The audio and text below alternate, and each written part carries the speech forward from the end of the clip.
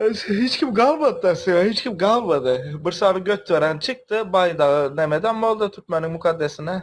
Yana sonra bolca işen boldu. Hoca TikTok açan hazır 10 kişi oturan bolsa hazır 3 kişi otursun. Şu taydan primeri alıvermeli de. Ay ol öz acarına kol çektiler yol.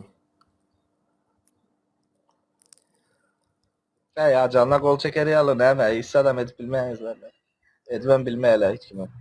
Ay men adam birdaydı nedir? Dine bizim Türkmenistan'a Türkmenlerde başka yurdun Türkmenler kan. Oğan Türkmenler var, Batlar var, başka teyacın Ey Türkmenler var sen da şöyle başkalardan umut bekleme abi. Sen ne ettin? Oğan Türkmenler özleri bile bayda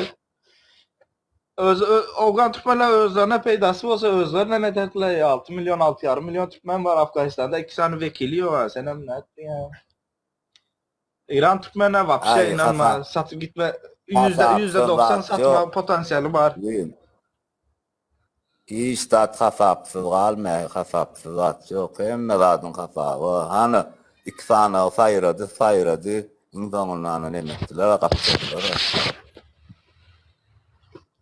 Türkmenlerin bir sözü var. Hükümet tavşan ara öyle kovulap tutacağız ya biliyorum.